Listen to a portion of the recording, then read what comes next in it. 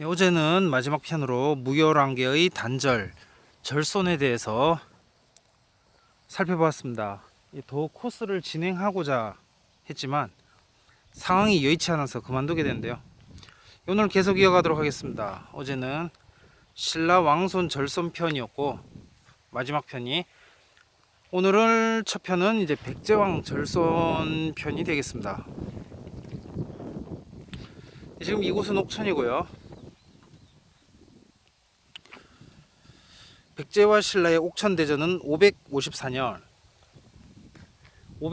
가을에 전개되는데, 이곳 구진벼루는 성황 사절지로 유명한 것이죠.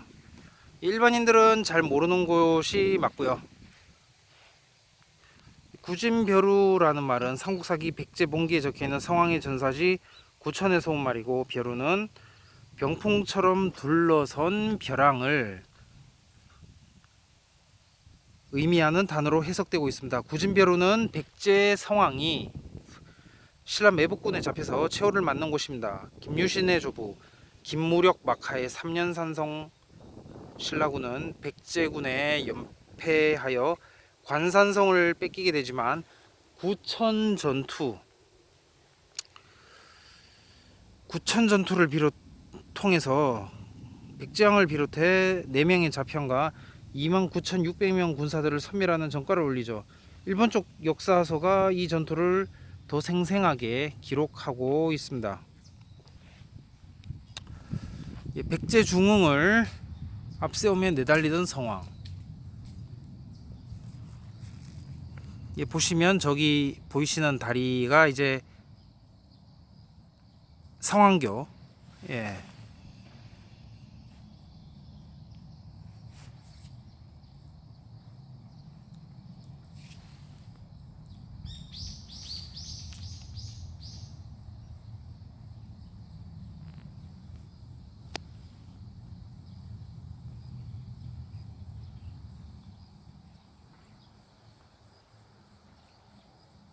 예, 성황교입니다.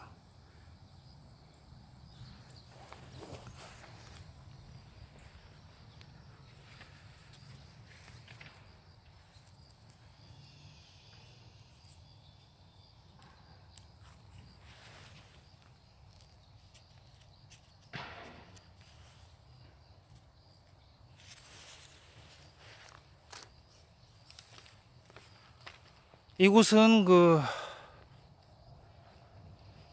성황에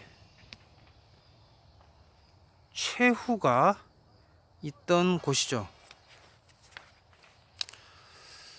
그러니까 백제왕행과 관련된 곳인데, 예, 이 비석 형태는 신라 비석 형태로 가야신라라고 얘기했죠. 예, 거북바위가 있네요. 예, 가야신라. 그러니까 문화 한국화 토착화된 가야신라의 형태로, 예, 만들어 놓았습니다. 거북, 김씨,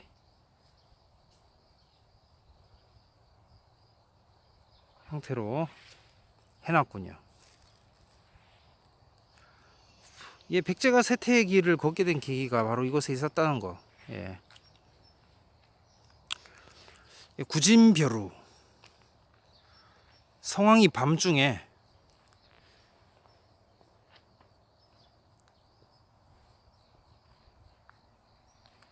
기병 50기만 대동하고 가다가 매복하던 신라 부대에 붙잡혀서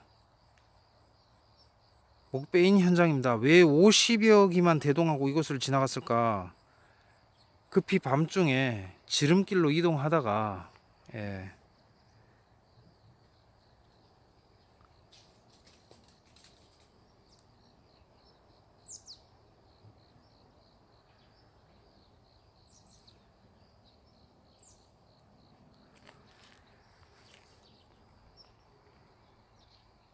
신라군 매복에 걸렸다는 설이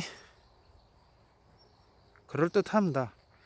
예, 낮의 동맹은 이때 깨지게 되는데요. 할아버지 성황이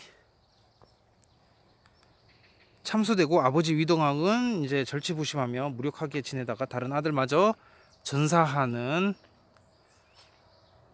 상황에서 무왕이 신라 선화공주와 결혼했다는 서동서라는 시대적 상황과도 맞지 않는다는 말이 있죠. 최근 미륵 사지에서 무왕의 왕비가 사택시라는 유물이 나온 것처럼 10년 전인가요? 나온 것처럼 안 맞다는 거죠. 역사는 이렇게 뭐 불과 얼마라고 하는데 막 10년 전이고 참 이게 바로바로 빨리빨리 되는 그런 세계가 아닌 것 같아요. 예.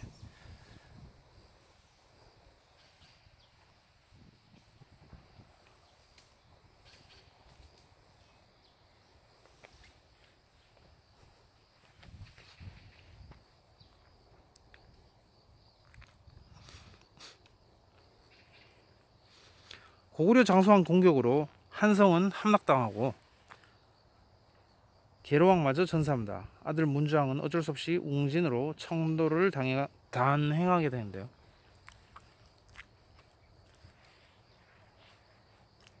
천도 이후 백제 왕족의 권위는 땅에 떨어지게 됐고 지방 귀족 세력들 할구와 독주는 왕권 위협 요소로 작용합니다.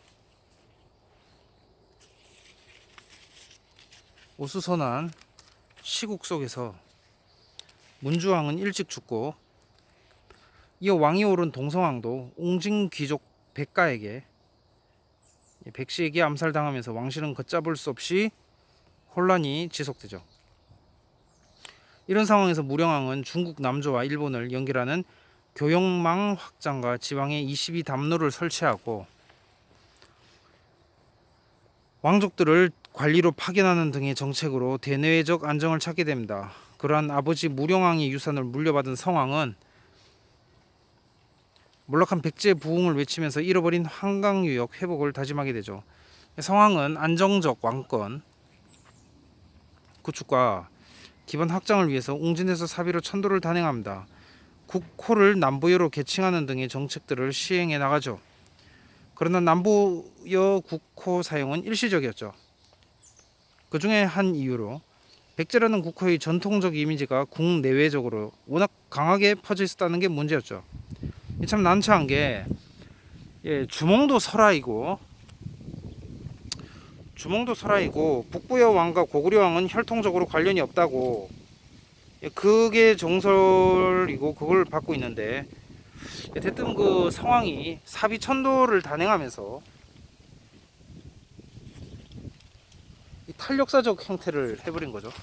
역사에서 사라진 이 부여의 부활을 꿈꾼단 말이죠. 갑자기 생뚱맞게.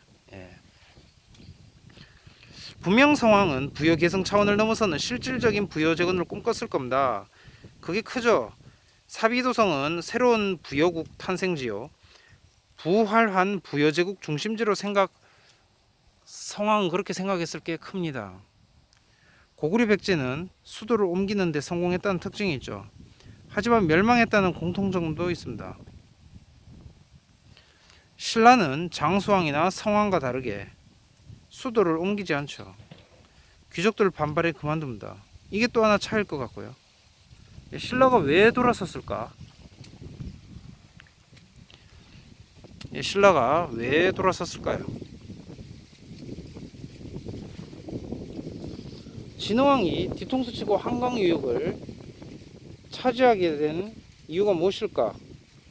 백제 역사에서 가장 가슴 아픈 현장이 왜 일어난 것일까?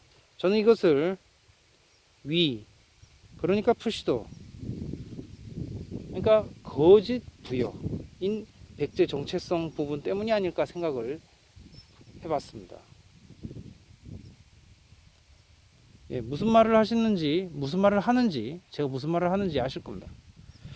결국 그 백제 성왕은 부여제국 부활의 꿈을 이곳 충북 옥천에 묻어버립니다. 이곳엔 성왕 유적비가 있죠. 만약에 국호를 그대로 백제라고 했다면 어땠을까? 뻥치지 않고. 그랬어도 결국 신라에 정복당했으리라고 봅니다만은 이런 식으로 당하지는 않았을 것 같습니다.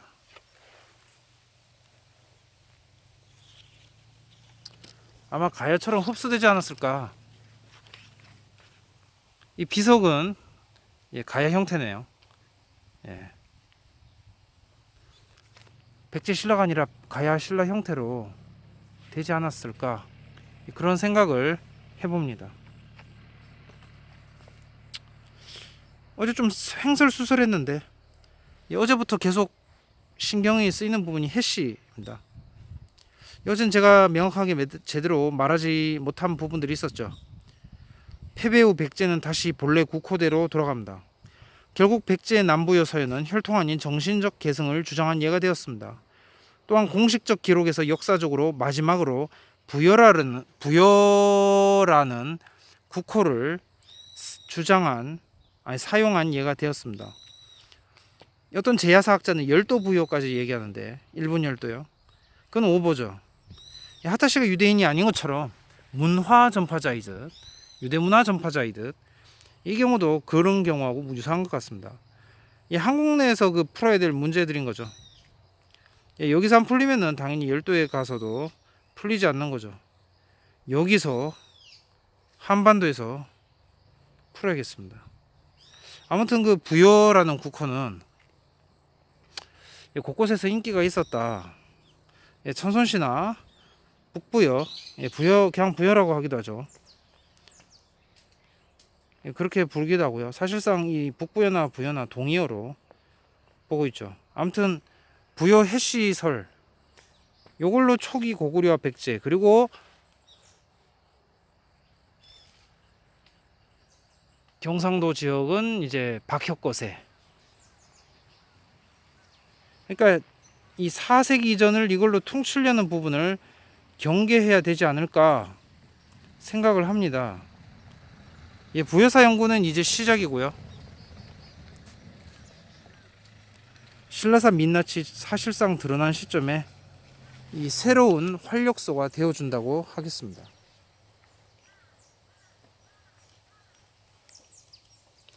신라가 아니라 진안이라고 하겠죠. 그렇게 퉁 치려고 하면 안 됩니다. 안 될 것이고,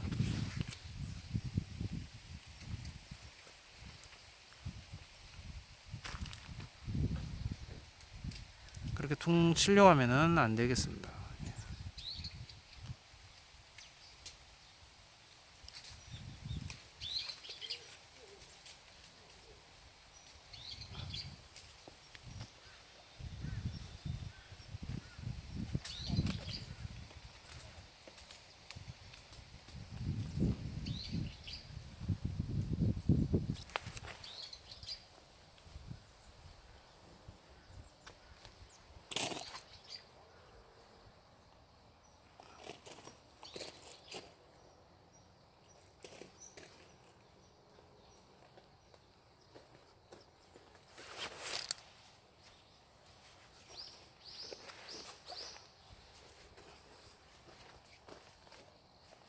이 뒤쪽에 해놔서 이거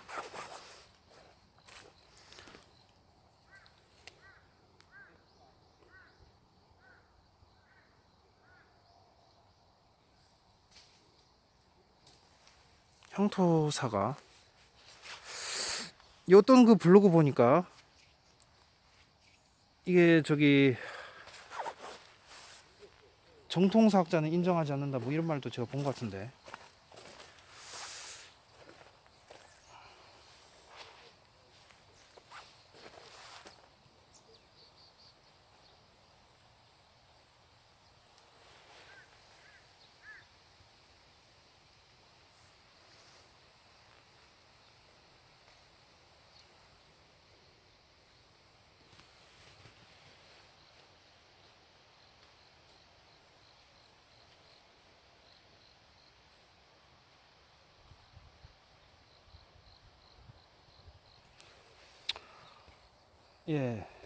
그러면은